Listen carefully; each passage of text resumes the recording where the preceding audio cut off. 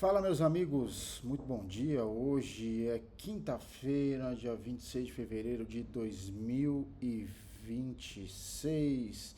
Seja muito bem-vindo aqui a esse canal que fala sobre cibersegurança, criptomoedas. Então, se você gostar do nosso conteúdo, deixe seu like, se inscreva no canal, ative as notificações. E é isso, eu espero que o áudio agora esteja melhor. Melhorei aqui, pelo menos algumas pessoas me responderam que o áudio tá bom. A imagem ainda acho que carece de melhoria. Deixa eu até dar uma limpada aqui, carece de melhoria, mas a gente vai aprimorando as coisas aqui. Então hoje vamos continuar o nosso bate-papo. Eu vou tentar, como eu disse no vídeo da terça-feira, misturar um pouco esses dois mundos aí de segurança digital, que eu fiquei muito tempo sem falar sobre segurança em criptomoedas. Eu vou tentar juntar as duas coisas e também atender as duas demandas, porque na verdade eu falo de segurança, eu gosto de segurança, eu vivo de segurança, né? Meu ganha-pão. Então é isso. E não adianta a gente abordar temas muito complexos aqui, porque talvez você aí do outro lado, você seja um cara da área de cyber, um cara que às vezes trabalha em Red Team, Blue Team, um hacker ético, etc e tal, mas às vezes não. Às vezes você só quer saber fazer a coisa da forma certa, né? Então, no vídeo da semana passada, a gente falou sobre o modelo de risco, né? Então eu falei lá a questão de ativo, de ameaça, de vulnerabilidade e daí o impacto. Daí hoje, pessoal, eu vou mostrar para vocês como transformar isso numa decisão prática. Você pode colocar tanto para o seu negócio, tá? Quanto para sua carteira.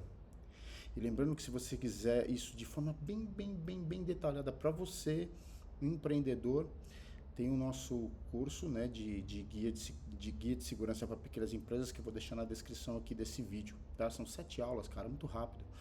É só conteúdo, é só ferramentas gratuitas, sem precisar de investimento. Eu falo muito sobre isso, né? Quando a gente pensa em segurança, a gente pensa que é tudo investimento em infraestrutura, em software. Não, cara, você pode fazer, principalmente para o seu pequeno negócio, com poucas ações. Então, um curso de R$ 97 está disponível aqui na descrição do vídeo, beleza? Então, mas hoje, então, eu vou ensinar vocês a montar uma matriz de risco real, beleza? Ou seja, segurança não é teoria, é a gente fazer uma questão de priorização. Então, olha só, a gente vai começar esse vídeo aqui, pessoal, ó, mostrando aqui para vocês, ó. Opa, deixa eu pegar esse aqui que é melhor, ó. Eu montei esse slide aqui para explicar para vocês aqui um conceito. Existem duas abordagens de risco. Tem uma abordagem qualitativa e abordagem quantitativa. A abordagem quantitativa é quando você calcula o custo do risco, né? Então, ela é bem mais complexa, porque você tem que definir um valor do ativo, depois você tem que calcular uma perda do ativo, depois você tem que colocar lá numa distribuição de tempo, a probabilidade de perda do ativo é mais complexo que isso. Se vocês quiserem que eu faça grave um vídeo explicando como funcionam os cálculos de uma abordagem de risco quantitativa, escreva aqui nos comentários. Mas hoje a gente vai falar de uma abordagem qualitativa. Uma abordagem qualitativa é baseada em entrevista, que é mais ou menos o que a gente está fazendo aqui no dia de hoje, com perguntas e respostas, tá? E então ela trabalha baseado com dois eixos, um eixo de probabilidade e um eixo de impacto, tá? Então, quanto menor a probabilidade, menor o impacto, você está aqui embaixo no quadrante, você está com risco baixo. À medida que você sobe no grau de probabilidade e sobe no grau de impacto, né, você vai transitando do risco médio para o risco alto, tá? Então, ela cruza duas variáveis, probabilidade, ou seja, qual a chance daquilo acontecer, e o impacto, o tamanho do dano caso realmente aconteça. E risco basicamente é isso. Como é que você faz? Você cruza os dois, multiplicação. Então, essa é a única conta que você vai ter que fazer numa matriz de risco qualitativa. A pontuação que você deu para a probabilidade vezes a pontuação que você deu para impacto. Simples, direto. A qualitativa não. A qualitativa são mais cálculos. Nenhum deles complexos, mas são mais cálculos também, tá? Então, grave isso em mente. Então, uma análise de risco qualitativa, então você vai jogando riscos que podem acontecer e você vai através de entrevistas, através de pesquisas, através de entrevistas com os funcionários, através de histórico que aconteceu, seja na sua empresa, seja na sua carteira, que você viu na internet, né, de situações parecidas que você tenha com a sua carteira, você vai colocando quais são as probabilidades e o impacto que você vai ter caso isso aconteça, levando em consideração que você já definiu, você já classificou o seu ativo, que a gente falou no vídeo na semana passada a gente falou bastante sobre, semana passada não, desculpa, da terça-feira bastante sobre ativo.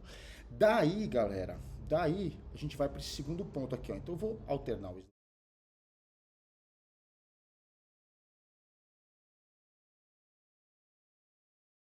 sem muita frescura. Depois você deixa o Excel bonito, se você quiser aqui, sabe? Se você trabalha ele aqui, como você quiser, mas aqui eu deixei um negócio bem simples mesmo, né? Então, aqui a gente vai falar agora sobre esse cálculo, tá? Então, aqui, ó, nas colunas aqui, então eu estou colocando aqui o ativo, a ameaça, a probabilidade, o impacto e o risco, que basicamente vai ser o cálculo, a multiplicação da probabilidade pelo impacto. Aqui, na parte de probabilidade e impacto, você define valores, define escala de valores. Então, você pode trabalhar com uma matriz 2x2, 3x3, 4x4, 5x5, depende. Então, para cada escala, você coloca um peso. Então, aqui a gente vai trabalhar com uma escala de 1 a 5, só para dar um exemplo para vocês, tá? Tanto para probabilidade quanto para impacto, tá? Beleza? Então, isso aqui, o que vai acontecer aqui? Ó, você vai definir um ativo, uma ameaça para esse ativo. Qual a probabilidade dele acontecer? De 1 a 5, tanto. Se acontecer, qual o impacto? De 1 a 5, tanto. Pronto, você vai calcular o risco. É simples assim. É assim que as grandes empresas fazem também em gestão de risco. Tá? Então, eu vou dar 2 exemplos aqui hoje. Um para o mercado de pequenas e médias empresas, depois um sobre Bitcoin também. Então, vamos começar com o PME, tá? Então, qual seria um ativo aqui interessante? Ó, base de dados de clientes. Você concorda comigo? Você é empresário, concorda comigo? Que isso é um ativo importante? A sua base de clientes? Todo o cadastro deles, endereço de faturamento, contatos, telefones, quanto você vendeu, quanto está no seu pipeline, quanto você vai vender, certo? É importante, certo? Esse é um ativo importante para você. Ameaça. Aqui eu vou colocar, ó, um ransomware. O que é um ransomware? Ransomware é um malware que criptografa essa base de dados. Ou seja, se o local onde está essa base de dados for infectado com ransomware, essa base de dados vai ficar indisponível. Você vai perder a base de dados, né? Você está com um problemaço na sua mão. Então, beleza, essa é a ameaça. Aqui no nosso caso, ó, vamos supor que eu não tenha nenhuma proteção de endpoint, eu não tenho monitoração nenhuma, eu tenho um antivírus freeware, cara, eu tô suscetível, eu não tenho nenhum plano de conscientização de engenharia social na empresa, nada, tudo escuro, como grande parte dos PMEs estão. Então eu vou colocar aqui uma probabilidade, ó, de 4. Ah, Renato, mas é muito subjetivo. É, análise qualitativa é assim mesmo. Traz uma questão de subjetividade mesmo, tá? E o impacto, se acontecer o impacto, cara, se acontecer um impacto, se você perder sua base de clientes, você não fatura, você não entra em contato, você praticamente para a empresa, né? Então eu vou colocar 5 aqui, ó. 5. Então, tá vendo, ó? Ele me deu um risco aqui, pessoal, de 20, ó. Legal? Ou seja, o ransomware, ele tem uma probabilidade alta e um impacto alto. Ou seja, isso é zona crítica. Exige controle imediato. Existe uma ação imediata. Agora eu vou dar um outro exemplo para vocês, só para a gente pegar mais leve, ó. Então, por exemplo, aqui, ó, o site de vocês. Institucional, o site da empresa. Nem todas as empresas hoje têm site, nem muitas empresas têm Instagram, então você pode trocar pela sua conta no Instagram, sua conta empresarial do seu Instagram, onde você coloca o catálogo dos seus produtos. Agora aqui vamos colocar uma ameaça de defacement. Defacement é o cara invadir, trocar as coisas, etc. Tá? Probabilidade, que eu vou mudar, ó, 2, e risco, e impacto, né, 2. Aliás, 2, isso. Aqui, ó, vai dar um risco, deixa eu jogar aqui o cálculo para cá. Beleza, deu um risco 4. Então, isso é risco baixo. Nessa situação, com esse risco seu mapeado, tá certo? Você não teria que tomar ação nenhuma, porque seria um risco baixo. Então, assim, você aceita esse risco. Porque, por exemplo, a probabilidade de acontecer é baixa, porque você já tem os controles no seu site, você tem lá a conta bem protegida, o fator de autenticação habilitado, bonitinho, é 4. E se acontecer, você tem um backup pronto, ou seja, você tem um risco, uma probabilidade baixa e um impacto baixo, tá? Ou seja, o risco, ele não é sobre prioridade, ele é sobre cálculo, cara. Sobre cálculo, tá? Então, você tem que conseguir misturar essas duas coisas, probabilidade e impacto, tá? Então, aqui você consegue priorizar o que te interessa, baseado num cálculo avaliando esses dois cenários, tá? Entendeu? Então, que você pode ir olhando, né? Então, olhe para os seus ativos, o que faz sentido para você. Assiste o meu vídeo da semana passada, olha o que faz sentido para você em termos de classificação de ativos e de ameaças e monte sua matriz de risco. Em cima do cálculo da análise de risco, você vai tomar as suas priorizações de plano de ação, de onde você vai tomar. Assiste meu curso que você vai entender sobre todas as medidas de proteção que você tem que colocar para derrubar a probabilidade de ameaças em seu ambiente PME. Legal? Agora vamos para o Bitcoin, cara. Bitcoin eu falei, inclusive eu gravei shorts aqui, ó. Um ativo importante que é muito negado, ó. A chave privada. Só chave privada. Certo? Então aqui, deixa eu até deixar aqui, ó. Vou até mesclar aqui, ó. PME. Para ficar claro. Certo? Isso aqui é para PME. Agora vamos pro Bitcoin. Chave privada. Um tipo de ameaça. Phishing, certo? Probabilidade de acontecer, 4. Impacto, 5. Se eu perder minha chave privada, eu perdi tudo, risco altíssimo, certo? Então aqui, ó, eu já tenho a fórmula pronta, eu desço. 20 também, risco alto, certo? Então, risco crítico, muito mais relevante que volatilidade, vocês concordam comigo? Uma coisa, o Bitcoin caiu, o Bitcoin subiu, o Bitcoin ser derrubado, etc e tal. Outra coisa é perder seus satoshis que você tá lá. Perdeu, cara. Né? Certo? Então, mas Renan, você tá falando de volatilidade e tal. Vamos analisar a volatilidade, ó. Então, por exemplo, ó, um de ativo. Valor de mercado. Valor de mercado. Qual que é a ameaça? Porque quanto ele tá valendo? Uma queda de preço. Probabilidade de ter volatilidade, vocês acham que é baixa, grande, média? Ó, até grande, né, cara?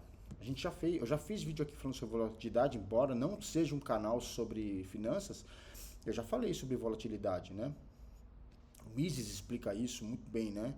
Porque é um ativo novo, né? Ele está concentrado ainda em mão de poucas pessoas, né? Muito concentrado. Então, quando essas pessoas vendem, essas baleias vendem, ele cai, sobe, é isso que acontece, né?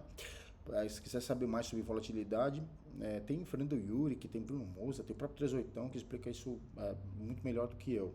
Tá? Mas se você quiser entender sobre isso, tem o livro O Padrão Bitcoin, que ele vai explicar por que o Bitcoin é volátil. Tá?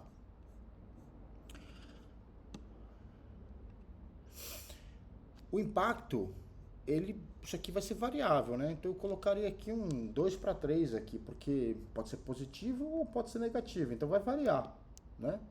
Então eu vou colocar 2 para 3 aqui, ó. O que me dá um risco 10. Ou seja, eu tenho um risco médio aqui.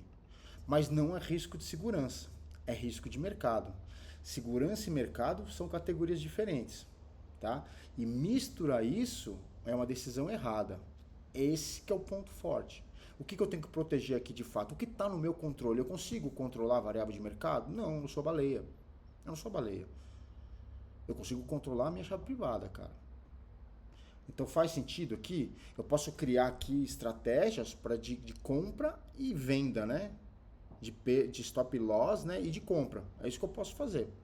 Mais do que isso, eu não posso controlar a variação dele, eu posso controlar a minha perda, não a variação dele.